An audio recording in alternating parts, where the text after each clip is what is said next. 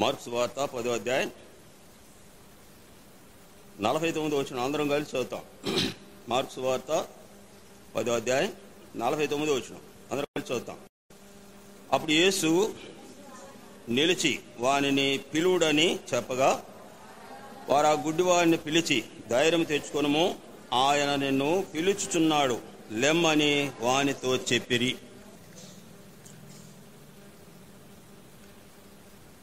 ఈ చదువుబడిన వాక్య భాగంలో ఇక్కడ త్రోవ పక్కన ఉన్నటువంటి గుడ్డివారు ప్రభువైన యేసుక్రీస్తు వారు ఆ త్రోవను వెళుచుంటుండగా, దావీదు కుమారుడా మమ్మలను కరుణించుము అని వారు కేకలు వేసినట్లుగా వ్రాయబడి ఉన్నది. అయితే ప్రజలు వారిని గద్దించగా వారు మరీ బిగ్గరగా అరిచినట్లుగా వ్రాయబడి ఉన్నది. దేవుని తెలుసుకునే విషయంలో, దేవుని దగ్గరకు వచ్చే విషయంలో, దేవునిని వెంబడించే విషయంలో దుష్టుడు తెస్తున్నటువంటి ప్రతి విధమైనటువంటి అభ్యంతరాలను, ఆటంకాలను వారు అవరోధించి వారు కేకలు వేసినట్లుగా వ్రాయబడి ఉన్నది. వారి కేకలు వినినటువంటి ప్రభు నిలిచిన తరువాత వారిని నా యొద్దకు పిలువుడి అని చెప్పిన తర్వాత వద్దు అన్నటువంటి ప్రజలే ఆయన నిన్ను పిలుచుచున్నాడు, ధైర్యం తెచ్చుకొని ఆయన దగ్గరకు రమ్మని ఆహ్వానించినట్లుగా వ్రాయబడి ఉన్నది. ఇప్పుడు ఇక్కడ పిలుచుచున్నాడు అనే మాట భూత, భవిష్యత్, వర్తమాన కాలాలకు సంబంధించినటువంటి మాట. పిలుచుచున్నాడు, పిలిచాడు అనేది గతించినటువంటి కాలం. పిలుచుచున్నాడు ఇది వర్తమాన కాలం. పిలుస్తూనే ఉంటాడు ఇది భవిష్యత్ కాలం. ఇలా ఈ రీతిగా ఎప్పటి నుండి దేవుడు మనుషులను పిలుస్తున్నాడు అంటే ఆదికాండం 3వ అధ్యాయం 8, 9 వచనాల్లో నుండి ఆదామును పిలిచిన దగ్గర నుండి దేవుడు మనుషులందరినీ కూడాను పిలుస్తూనే ఉన్నట్లుగా వ్రాయబడి ఉన్నది. దేవుడు ఆదికాండం 3వ అధ్యాయంలో ఆదాము నీవు ఎక్కడా అని ఆదామును పిలిచినట్లుగా వ్రాయబడి ఉన్నది. కాబట్టి వీళ్ళ ఆదామును పిలిచినటువంటి దేవుడు ఇప్పటి వరకు కూడాను పాత నిబంధనలో దేవుని ప్రజలైన వారిని కానివ్వండి, దేవునిని ఎరగనటువంటి వారిని కానివ్వండి, ఆయన పిలిచినటువంటి సందర్భాలు యెహోవా ఇలాగూ ఆజ్ఞాపించుచున్నాడు, యెహోవా ఇలాగూ సెలవిచ్చున్నాడు, యెహోవా తన ప్రజలకు ఇలాగూ మాట్లాడుచున్నాడు. ఇలా ఈ 3 మాటలకు సంబంధించినటువంటి విషయాలు ఒక్క ఇర్మియా కాలంలోనే 399 సార్లు పిలిచినట్లుగా వ్రాయబడి ఉన్నది. ఇది అబద్ధము అని అనుకుంటే ఇర్మియా గ్రంథం, యెహెజ్కేలు గ్రంథం మీరు చదువుతూ పిలుచుచున్నాడు, పిలుస్తున్నాడు అనే మాటను మీరు నోట్ చేసుకుంటే 399 సార్లు పిలిచినట్లుగా వ్రాయబడి ఉన్నది. కాబట్టి వీరు ఎప్పటి నుండి పిలుస్తున్నాడు అంటే ఆదాము పాపము చేసి చెట్టు చాటుకు వెళ్ళి దాగుకున్న దగ్గర నుండి ఆయన మనుషులను పిలుస్తూనే ఉన్నట్లుగా దేవుని వాక్య భాగంలో చూస్తాం. యెషయా గ్రంథం 62వ అధ్యాయం 5వ వచనంలో తమ ఆలోచనను అనుసరించి చెడు మార్గములో నడుచుకొనుచు లోబడని ప్రజల వైపు దినమంతయు నా చేతులు చాపుచున్నాను. యెషయా గ్రంథం 1వ అధ్యాయం 18వ వచనంలో రండి మనం వివాదము తీర్చుకుందుము, మీ పాపములు రక్తము వలె ఎర్రనివైనను అవి హిమము వలె తెల్లని వగును. మత్తయి సువార్త 11వ అధ్యాయం 28వ వచనంలో ప్రయాసపడి భారం మోసుకున్న సమస్త జనులారా నా యొద్దకు రండి. కాబట్టి వీళ్ళారా ఈ పిలవడంలో ఉన్నటువంటి దేవుని యొక్క ఉద్దేశం, ఆయన నిన్ను పిలుచుచున్నాడు. దేవుడు మనుషులందరినీ పిలవడంలో ఉన్న ఉద్దేశం ఏమిటి చూడండి. మొదటిదిగా చూద్దాం. తెస్సలోనికీయులకు రాసిన మొదటి పత్రిక 2వ అధ్యాయం 11వ వచనం. తెస్సలోనికీయులకు రాసిన మొదటి పత్రిక 2వ అధ్యాయం 11వ వచనం. తన రాజ్యమునకును మహిమకును మిమ్మును పిలుచుచున్న దేవుడు. చాలు. ఎందుకు ఆయన పిలుస్తున్నాడు అని అంటే తన మహిమ గల రాజ్యమునకు ఆయన మిమ్ములను పిలుచుచున్నాడు. వీళ్ళారా దేవుని రాజ్యములో నివసించేటువంటి అర్హత దేవుని రాజ్యంలో ప్రవేశించేటువంటి ఆధిక్యత ఎవరు కలిగి ఉన్నారు అంటే, కీర్తన 15 మొదటి 2 వచనాల్లో దేవుడు ఇచ్చిన జవాబు, దేవా నీ పరిశుద్ధ పర్వతం మీద నివసింపదగిన వాడెవడు, నీ గుడారములు అతిథిగా ఉండదగిన వాడు. దావీదు దేవుణ్ణి ప్రశ్నించినటువంటి స్థితిని చూస్తాం. దానికి దేవుడిచ్చినటువంటి జవాబు, యథార్థమైన ప్రవర్తన కలిగి నీతిని అనుసరించుచు హృదయపూర్వకంగా నిజము పలుకువాడే. తర్వాత కీర్తన 24 3వ చరణంలో, వ్యర్థమైన దానిని మనసు పెట్టకయు నిర్దోషమైన చేతులు కలిగి దేవుని సన్నిధిలో నివసించేటువంటి ఆధిక్యత కలిగినటువంటి వాడు అని రాయబడి ఉన్నది. ఈ చదువుకున్నటువంటి 2 వాక్య భాగాల్లో దేవునికి సంబంధించినటువంటి విషయాలు, దేవుడు ఎలాంటి వాడు, దేవుని సన్నిధిలో నివసించేటువంటి ఆధిక్యత లేక అర్హత ఎవరికి ఉన్నది అంటే, ఈ 5 వాక్య మాటలను అనుసరించిన వారికి మాత్రమే దేవుని సన్నిధిలో ఉండేటువంటి అర్హతగా చూస్తాం. అయితే ఇక్కడ ఆయన రాజ్యమునకును మహిమనకును మిమ్మును పిలుచుచున్న దేవుడు అంటే, మనుషుడు దేవుని రాజ్యములో ప్రవేశించాలి అంటే ఈ 5 అర్హతలు కలిగి ఉండాలి. మొదటిది యథార్థమైన మనసు, రెండవది నీతి, మూడవది సత్యం. ఇక్కడ కీర్తన 24లో వ్రాయబడిన మాట, వ్యర్థమైన దాని యందు మనసు పెట్టక నిర్దోషమైన చేతులు కలిగి. అయితే మనుషులు ఎట్లా ఉన్నారు, దేవుని రాజ్యంలో నివసించడానికి అర్హత కలిగినటువంటి వారు వీరు. అయితే లోకంలో మనుషులు ఎట్లా ఉన్నారు చూడండి. ఎఫెసీ పత్రిక 4వ అధ్యాయం 18వ వచనంలో మనుషులు ఎట్లా జీవిస్తున్నారు, వారు అంధకారమైన మనసు గలవారై తమ హృదయ కాఠిన్యము వలన తమలోనున్న అజ్ఞానపు చేత దేవుని వలన కలుగు జీవములో నుండి వేరుపరచబడిన వారై తమ మనసునకు కలిగిన సమస్త వ్యర్థతను అనుసరించి నడుచుకొంచున్నారు. ఇక్కడ వ్రాయబడినటువంటి మాట, మనుషుడు ఎట్లా జీవిస్తున్నాడు అని అంటే, వ్యర్థమైన దాని యందు మనసు కలిగి. ఇక్కడ రాయబడిన మాట, వారి హృదయము అంధకారమాయను. 2, వారు దేవుని వలన కలుగు జీవంలో నుండి వేరుపరచబడిన వారై తన హృదయ కాఠిన్యము వలన తమ మనసునకు కలిగిన సమస్త వ్యర్థతను అనుసరించి నడుచుకొంటున్నారు. కనుక ఇక్కడ దైవ గ్రంథం అని బైబిల్ సెలవిచ్చేటువంటి మాట, యెషయా గ్రంథం 1వ అధ్యాయం 15వ వచనంలో, మీ చేతులు రక్తముతో నిండి ఉన్నవి, మీ దుష్క్రియలు నాకు కనబడకుండా తొలగించుడి. ఆ తర్వాత రాయబడిన మాట, కీర్తన 119 29వ వచనంలో, కపటపు నడత కలిగినటువంటి వ్యక్తి, కపటపు నడత నాకు దూరము చేయము అని దావీదు దేవుణ్ణి ప్రార్థించినటువంటి అనుభవాన్ని చూస్తాం. తర్వాత రాయబడిన మాట, సమస్తమైనటువంటి వ్యర్థతను అనుసరించి నడుచుకుంటున్నారు. ఇక్కడ 4వది గమనిస్తే, ఆదికాండం 6వ అధ్యాయం 5వ వచనంలో, నరుని హృదయాలోచనల అంతా కూడాను చెడిపోయి ఉన్నట్లుగా చూస్తాం. ఆదికాండం 8వ అధ్యాయం 21లో, నరుని హృదయం బాల్యము నుండే చెడ్డది. ఇర్మీయా గ్రంథం 31వ అధ్యాయం 22వ అధ్యాయంలో చదివినప్పుడు, నేను నీ క్షేమకాలంలో మాట్లాడితిని గాని నీవు నా మాట వెనకపోవుట నీ బాల్యము నుండే వాడుక. కాబట్టి వీరు ఇక్కడ తన రాజ్యమునకును మహిమనకు మిమ్మును పిలుచుచున్న దేవుడు అంటే, దేవుని రాజ్యంలో ప్రవేశించాలి అంటే 1 కొరింథీ 15:50వ చరణంలో, రక్తమాంసములు దేవుని రాజ్యమును స్వతంత్రించుకొననేరవు అని రాయబడి ఉన్నది. దేవుడు పిలుస్తున్నాడు మనుషులను. అయితే మనుషులు ఎట్లా ఉన్నారు అంటే, తమ హృదయ కాఠిన్యము వలన కలిగినటువంటి సమస్త వ్యర్థతను అనుసరించి దేవుని వలన కలుగు జీవంలో నుండి వేరుపరచబడినటువంటి వారై మనుషులు జీవిస్తూ ఉన్నట్లుగా చూస్తాం. కాబట్టి ఇలాంటి వారిని దేవుడు ఆయన నిన్ను పిలుచుచున్నాడు అని రాయబడినట్లుగా చూస్తాం. ఆయన పిలిచే దేనికనంటే, ఆయన రాజ్యంలో మనుషుడు నివాసం చేయు నిమిత్తమై దేవుడు వారిని పిలుస్తున్నాడు. అయితే దేవుని రాజ్యంలో ప్రవేశించేటువంటి అర్హత ఈ భూమి మీద ఎవరికి కూడా లేనట్లుగా వ్రాయబడి ఉన్నది. ప్రసంగి గ్రంథం 7:20 ప్రకారం పాపము చేయకుండా మేలు చేయుచుండు నీతిమంతుడు భూమి మీద ఒక్కడను లేడు అని రాయబడి ఉంది.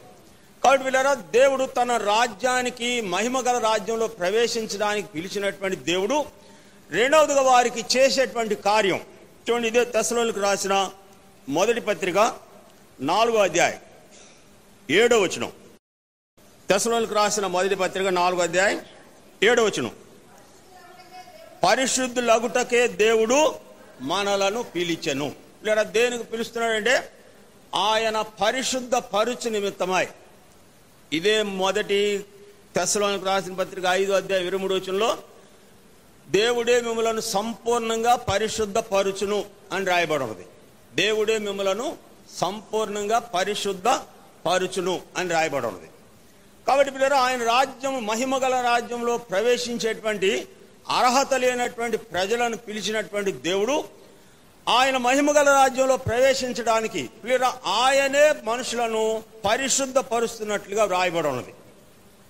మనుషుని యొక్క జీవితం ఎట్లా ఉన్నది అని దైవ గ్రంథం ముందు పెట్టుకొని పరిశీలిస్తే ఎహెజ్కేలు గ్రంథం 16వ అధ్యాయం 5వ వచనంలో నీ జనన విధము చూడగా నీవు పుట్టిన నాడు బయట పారవేయబడి చూడ అసహ్యముగా ఉంటివి అని రాయబడి ఉన్నది. మనుషుడు పవిత్రపరచడానికి కారణం ఏంటంటే నీవు పుట్టిన నాడు బయట పారవేయబడి చూడ అసహ్యముగా ఉంటివి అని దేవుడు సెలవిచ్చినట్లుగా చూస్తాం. నీవు పుట్టిననాడు నీకు ఎవరు కూడా నిన్ను పట్టించుకోలేదు, బయట పారవేయబడి చూడ అసహ్యముగా ఉంటివి అని రాయబడి ఉన్నది. ఆ తర్వాత మనుషుడు ఎట్లా ఉన్నాడు అంటే యెషయా గ్రంథం 1వ అధ్యాయం 5-6 వచనాల్లో అరికాలు మొదలుకొని నడినెత్తి వరకు ఏమాత్రం కూడాను స్వస్థత లేనటువంటి స్థితిని చూస్తాం. అంటే అర్థం ఏంటంటే మనుషుడు చూడడానికి తెల్ల బట్టలు వేసుకొని బయటకు అందంగా కనబడుతున్నా లేదా మనిషి యొక్క అంతరంగం, ఆ అంతర్య స్థితి ఎట్లా ఉంటుంది అని అంటే ఎక్కడ చూసినా దెబ్బలు, గాయాలు, పచ్చిపుండ్లు, అవి పెండబడలేదు, మెత్తన చేయబడలేదు. లేదా ఏమిటి పచ్చిపుండ్లు, గాయాలు అంటే మార్క్స్ వార్త 7వ అధ్యాయం 21 నుండి 23 వరకు చదివితే మనుషుని యొక్క హృదయాంతరంగంలో నుండి బయలు వెళ్లే కార్యాల గురించి వ్రాయబడి ఉన్నాయి. దేవుని దూషించడం, సమస్తమైనటువంటి అపవిత్రత అంతా హృదయంలో నుండి బయలు వెళ్లి మనుషుని అపవిత్ర పరుచును అని రాయబడి ఉంది. దేవదూషణ, అహంకారం, చెడు కళ్ళు, చెడు చూపులు, మత్సరము, ఇవన్నీ కూడాను మనుషుల్లో ఉన్నవే. అయితే ఇప్పుడు ఇవి మనుషునికి బయటకు కనబడకుండా మనుషుని గాయపరిచి ఒంటి నిండా కూడా దెబ్బలు, పచ్చిపుండ్లతో నింపబడినటువంటి అనుభవమే ఈ దేవదూషణ, అహంకారం, చెడు చూపులు, మత్సరం కలిగిన కళ్ళు, ఇవన్నీ కూడాను కనబడినటువంటి గాయాలే. అందుకే అరికాలు మొదలుకొని నడినెత్తి వరకు స్వస్థత కొంచెమైనను లేదు అని రాయబడిన మాటను ఈ వాక్య భాగంలో చూస్తాం. ఇప్పుడు ఈ విషయమై యోబు తన రాసినటువంటి గ్రంథంలో, యోబు గ్రంథం 21వ అధ్యాయం 13-14 వచనాల్లో ఇక్కడ మనుషుని యొక్క స్థితిని వ్రాయబడి ఉన్నది. 21, 13, 14 చదవండి. వారు శ్రేయస్సు కలిగి తమ దినములు గడుపుదురు, ఒక్క క్షణములోనే పాతాళమునకు దిగుదురు. నీ మాటలను కూర్చున్న జ్ఞానము మాకు అక్కరలేదు, నీవు మమ్మలను విడిచిపోమ్మని దేవునితో చెప్పుదురు. మేము ఆయనను సేవించుటకు సర్వశక్తులకు వాడు ఎవడు, మేము ఆయన గూర్చి ప్రార్థించడం వలన మాకేమి ప్రయోజనమని చెప్పుదురు. కాబట్టి వీరు మనుషుని యొక్క జీవితం దేవుని ఎడల ఎట్లా ఉన్నది అంటే సమస్తమైనటువంటి అపవిత్రతతో నిండి మనుషుడు జీవిస్తూ ఉన్నట్లుగా చూస్తాం. కనుకనే ఇందాక మనం చదివినటువంటి వాక్య భాగం యెషయా గ్రంథం 65వ అధ్యాయం 2వ వచనంలో తమ ఆలోచనను అనుసరించి చెడు మార్గములో నడుచుకొనుచు లోబడని ప్రజల వైపు దినమంతయు నా చేతులు చాపి ఉన్నాను. అంటే ఆయన ప్రతి మనిషిని తన సన్నిధికి ఆహ్వానిస్తూ ఉన్నటువంటి సందర్భాన్ని దేవుడు పలికే ఈ మాటలో చూస్తాం. దినమంతయు నా చేతులు వారి ఎడల చాచియున్నాను అని చెప్పినట్లుగా చూస్తాం. లేదా దేనికి ఆయన చాపుతున్నాడు? దేవుని మాట వినకపోయినా వారి హృదయాన్ని కఠినపరుచుకొని దేవుణ్ణి కాదు ఆయన సేవించడానికి మాకేమిటి ప్రయోజనం అని దేవుణ్ణి అడుగుతున్నా సరే, దేవుడు ప్రేమించడంలో గల ఉన్న ఉద్దేశం ఏంటంటే మనుషుని యొక్క నిర్మాణం ఆయన స్వరూపం, ఆయన పోలికలో ఆయన ఆత్మను ఇయ్యబట్టే దేవుడు మనుషులను అంతగా ప్రేమిస్తున్నట్లుగా చూస్తాం. ఆదికాండం 1వ అధ్యాయం 26వ వచనంలో లోకమంతటిని తన వాక్కు చేత తన మాట చేత నిర్మించిన దేవుడు నరుని చేయవలసి వచ్చేటప్పటికి వీళ్ళ కొంత ఆలోచన చేసినట్లుగా వ్రాయబడి ఉన్నది. అక్కడ కొందరు కూర్చొని ఆలోచన చేసి నరుని నిర్మించుట్లో ఎట్లా చేయాలి అని అన్నప్పుడు నరులను మన పోలిక చొప్పున మన స్వరూపమందు నరులను చేయుదుము అంటే తండ్రి, కుమార, పరిశుద్ధాత్మ వీరు ముగ్గురు కలిసి నరుని నిర్మించుట్లో చేసినటువంటి ఆలోచన మన పోలిక చొప్పున మన స్వరూపమందు నరులను చేయుదుము. ఆదికాండం 2వ అధ్యాయం 7వ వచనంలో దేవుడైన యెహోవా నేలమంటితో నరుని నిర్మించి వాని నాసికారంలో జీవవాయువునుదుగా నరుడు జీవాత్మాయను. దేవుడు పెట్టినటువంటి ఆత్మ నరునిలో దీపములాగా వెలుగుచున్నది అని వ్రాయబడి ఉంది సామెతల గ్రంథం 10వ అధ్యాయంలో. కాబట్టి వీళ్ళరా ఆయన పోలిక చొప్పున ఆయన స్వరూపమందు ఆయన ఆత్మను అనుగ్రహించిన దేవుడు మనుషుడు తన అవిధేయత వలన చేసినటువంటి పాపము వలన నిత్య నరకాగ్నికి వెళుచూ ఉంటుండగా దేవుడు మనుషులను ప్రేమించి ఆయన సన్నిధికి పిలుస్తున్నట్లుగా ఈ వాక్య భాగంలో చూస్తాం. అందుకే ఏమంటే నరులను మన పోలిక చొప్పున మన స్వరూపమందు చేయుదుము. ప్రభువైన యేసుక్రీస్తు వారు కూడాను ఆయన ఈ లోకానికి ఎందుకు వచ్చాడు అని ప్రజలకు చెప్పాడంటే లూకాసు వార్త 5వ అధ్యాయం 22వ వచనంలో నేను పాపులను పిలవ వచ్చి తిని గాని నీతిమంతులను పిలువ రాలేదు, నేను మారు మనసు పొందుటకు పాపులనే పిలువ వచ్చి తిని నీతిమంతులను నేను పిలువ రాలేదు అని చెప్పినట్లుగా చూస్తాం. కాబట్టి వీళ్ళు ఇక్కడ రెండవది గాన దేవుడే సంపూర్ణంగా మిమ్మలను పరిశుద్ధపరచును.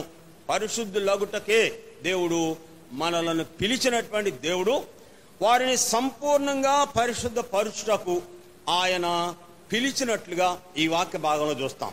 ఆయన నిన్ను పిలుచున్నాడు, ధైర్యం తెచ్చుకొనుము అని గుడ్డివారితో చెప్పినటువంటి ప్రజల యొక్క మాట చూస్తాం.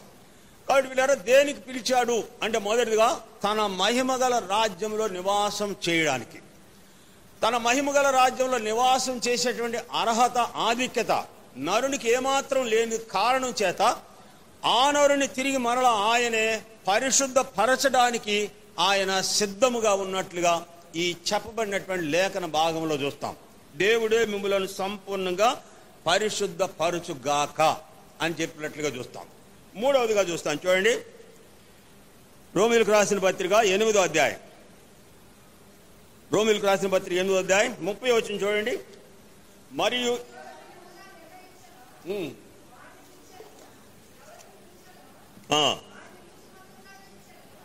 ఎవరిని నీతిమంతులుగా తీర్చెనో వారిని మహిమ పరిచెను. ఈ చదివినటువంటి వాక్య భాగంలో 3 అనుభవాలు చూస్తాం.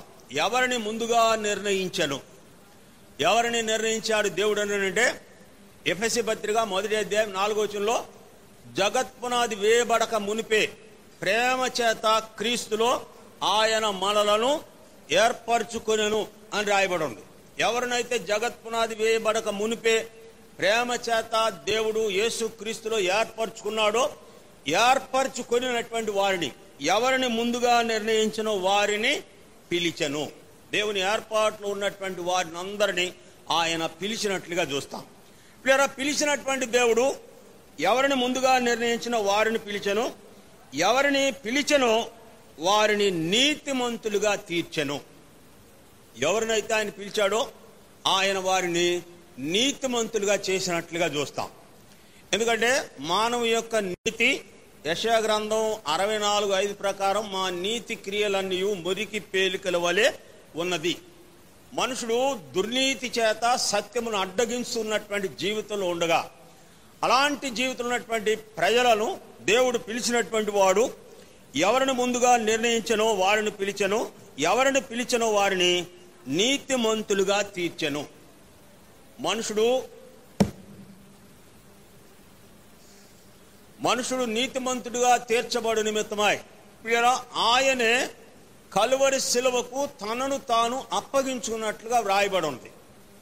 రోమపత్రిక 4:25 ఆయన మన అపరాధముల నిమిత్తము అప్పగించబడి మనము నీతిమంతులుగా తీర్చబడుటకై ఆయన లేపబడెను. అంటే మన అపరాధముల నిమిత్తం చనిపోయి మనము నీతిమంతులుగా తీర్చబడుటకై ఆయన 3వ దినమందు మృత్యుంజయుడు తిరిగి లేచినట్లుగా దైవ గ్రంథంలో చూస్తాం. ప్రకటన గ్రంథం 1:18 ప్రకారం, ఇదిగో నేను మృతుడనైతిని గాని యుగ యుగములు సజీవుడనై ఉన్నాను. పిల్లలు, ఆయన లేపబడకపోతే మనుషునికి ఏమాత్రం కూడా నీతి కలగనటువంటి స్థితిని చూస్తాం. మన అపరాధం నిమిత్తం అప్పగించబడి మనము నీతిమంతులుగా తీర్చబడుటకై ఆయన లేపబడెను. అంటే ఈ విషయంలో దేవుడు చేసినటువంటి కార్యం ఏమిటంటే, యేస్కేలు గ్రంథం 36:25-26-27 మీ అపవిత్రత యావత్తు పోవునట్లు మీ మీద శుద్ధ జలమును చల్లుదును, విగ్రహముల వలన మీకు కలిగిన అపవిత్రతను తీసివేదును, మీతో రాతి గుండె తీసివేసి మాంసపు గుండె విత్తును, నా ఆత్మను మీ యందు ఉంచి నా విధులను నా కట్టడలను అనుసరించు వారిగా నేను చేసేదను. ఈ కార్యము ప్రభువైన యేసు క్రీస్తునందు ఆయన లోకానికి సంపూర్ణంగా నెరవేర్చినట్లుగా దేవుని వాక్య భాగంలో చూస్తాం.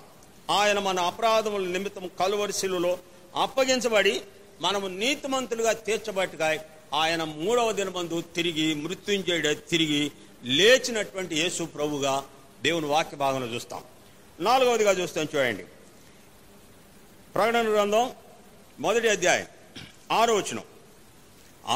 చదివింది మనం. ఇక్కడ ఉందంటే, దేవునికి ఒక రాజ్యముగాను యాజకులుగాను చేసెను, ఆయన మనలను ఆయన రక్తము వలన, మరలా చదువుతాం గమనించండి, మనలను ప్రేమించుచు తన రక్తము వలన మన పాపముల నుండి మనల్ని విడిపించిన వానికి మహిమయు ప్రభావమును యుగయుగములు కలుగును గాక. ఆమెన్. ఆయన మనలను తన తండ్రియగు దేవునికి ఒక రాజ్యముగాను యాజకులుగాను చేసెను. ఈ విషయమై పేతురు రాసిన మొదటి పత్రిక 2:9 అయితే చీకటిలో నుండి ఆశ్చర్యకరమైన తన వెలుగులోనికి మిమ్మును పిలిచిన వాని గుణాతిశయములను ప్రచురపరచు నిమిత్తము ఏర్పరచబడిన వంశమును, రాజులైన యాజక సమూహమును, పరిశుద్ధ జనమును, దేవుని సొత్తైన ప్రజలున్నై ఉన్నారు. రాజులైన యాజక సమూహము. ఇప్పుడు చూడండి, యాజకులుగా పాత నిబంధనలో యాజకులకు ఒక డ్రెస్ ఇవ్వబడినట్లుగా చూస్తాం. పైనుంచి కిందకు ఒకే డ్రెస్ ఇవ్వబడినట్లుగా చూస్తాం. అయితే పిల్లరా, నూతన నిబంధన వచ్చేటప్పటికి ఆ డ్రెస్సు, ఆ యాజకత్వం అంతా తీసివేయబడి అందరూ రాజులైన యాజక సమూహంగా చేయబడ్డారు. ఇప్పుడు రాజులైన యాజక సమూహం అంటే యాజకుడు వేసేటువంటి డ్రెస్సు ఇక రక్షించబడిన ప్రతి వాడు కూడాను వేయాలి. అయితే పిల్లరా, ఈ నూతన నిబంధనకు వచ్చేటప్పటికి ఆ యాజకత్వము సేవా పరిచర్య దేవుడికి అప్పగించినటువంటి వారికి మాత్రమే సేవా పరిచర్య అప్పగించాడు. పిల్లరా, మిగిలినందరి వారు కూడాను రాజులైన యాజక సమూహముగా చేయబడ్డారు, దేవుని సొత్తైన ప్రజలు నై ఉన్నారు. కనుకనే యెషయా గ్రంథం 43:20 నీవు నా సొత్తు అని దేవుడు పిలిచినట్లుగా చూస్తాం. నీవు నా సొత్తు, నేను నీ పాపములను మన ఎన్నడూ జ్ఞాపకం చేసుకొనును, వాటిని తుడిచివేసి ఉన్నాను అని దేవుడు సెలవిచ్చినట్లుగా చూస్తాం. కాబట్టి మీరు ఇక్కడ 4వదిగా ఆయన మనలను దేవునికి ఒక రాజ్యముగాను యాజక సమూహంగాను ఆయన మనలను సిద్ధపరిచినట్లుగా చూస్తాం. 5వదిగా చూస్తాను, చూడండి. ప్రకటన గ్రంథం 21వ అధ్యాయం. ప్రకటన గ్రంథం 21వ అధ్యాయం 21వ వచనం చూడండి. దాని 12 గుమ్మములు 12 ముత్యములు, ఒక్కొక్క గుమ్మము 21వ వచనం నుండి కట్టబడి ఉన్నది. పట్టణపు రాజవీధులు శుద్ధ సువర్ణమును స్వచ్ఛమైన పటికమును పోలి ఉన్నది. దానిలో ఏ దేవాలయం కనబడలేదు. సర్వాధికారియగు దేవుడు నగు ప్రభు గొర్రెపిల్లయు దానికి దేవాలయమై ఉన్నారు.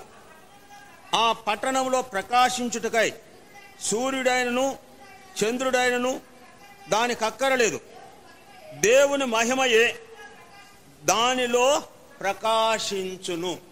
మహిమగల తన రాజ్యమునకు మిమ్మును పిలుచున్న దేవుడు. ఆ రాజ్యం ఎట్లాంటిదంటే దేవుడే దానికి కాంతి అయి ఉన్నట్లుగా వ్రాయబడి ఉన్నది. ఆయన మహిమయే దానిలో ప్రకాశించును అని రాయబడినటువంటి మాటను ఈ వాక్య భాగంలో చూస్తాం. కనుకనే ఆయన రాజ్యం యొక్క ప్రభావం, ఆయన రాజ్యం యొక్క మహిమ ఎట్లాంటిది అని అంటే యెషయా గ్రంథం 33-34లో అందులో నివసించువాడు ఎవడును కూడాను నా దేహంలో బాగోలేదు అని చెప్పడు అని రాయబడి ఉంది. అందులో నివసించువాని యొక్క దోషము పరిహరించబడినటువంటి స్థితిలో దేవుడు వారిని సిద్ధపరిచినట్లుగా ఈ వాక్య భాగంలో చూస్తాం. ఇలా దేవుని యొక్క రాజ్యం యొక్క జీవితం యొక్క ప్రభావం యెషయా గ్రంథం 35-9 చూస్తాం. అక్కడ సింహం ఉండదు, క్రూర జంతువులు దాన్ని నెక్కవు, అవి అక్కడ కనబడవు, విమోచించబడిన వారు అక్కడ నడుచుదురు. యెహోవా విమోచించిన వారు పాటలు పాడుచు తిరిగి సియోనుకు వచ్చెదరు. వారి తలల మీద నిత్యానందముండును, వారు ఆనంద సంతోషములు గలవారై వచ్చెదరు. దుఃఖమును నిట్టూర్పును ఎగిరిపోవును. కాబట్టి తన మహిమ గల రాజ్యమునకు ఆయన మనలను దేవునికి ఒక రాజ్యముగాను యాజక సమూహంగా చేసినటువంటి దేవుడు. ఆయన రాజ్యములో, ఆయన దేశంలో దేవుని మహిమయే దానిలో ప్రకాశించును. దేవుడి గొర్రెపిల్ల దానికి దీపమై ఉండును అని రాయబడను.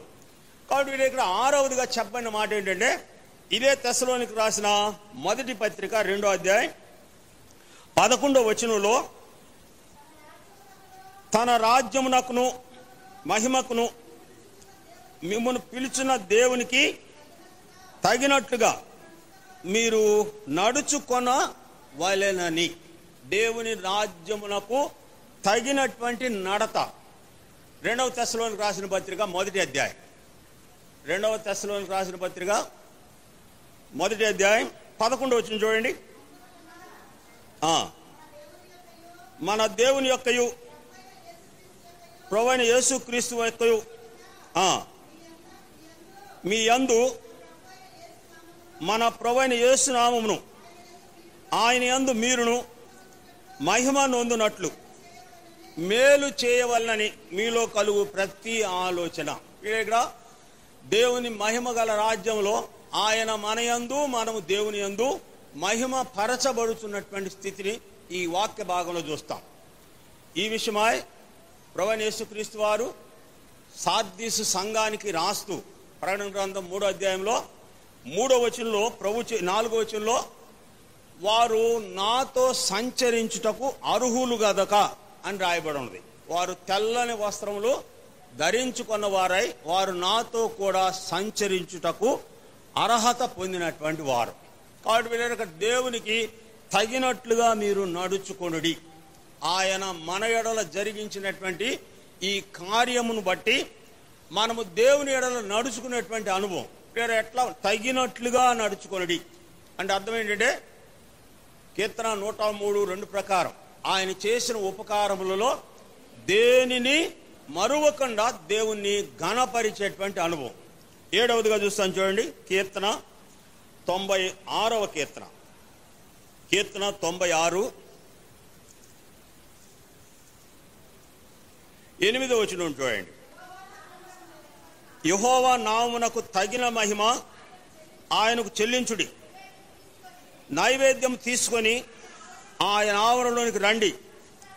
పరిశుద్ధాలంకారములు ధరించుకొని యెహోవాకు నమస్కారం చేయుడి. సర్వభూజనులారా ఆయన సన్నిధిని వణకుడి. యెహోవా రాజ్యము చేయుచున్నాడు. లోకము కదలకుండా స్థిరపరచబడి ఉన్నది. న్యాయమును బట్టి ఆయన జనములను పరిపాలన చేయుచున్నాడు. కాబట్టి ఇక్కడ తగిన మహిమ ఆరోపించుడి.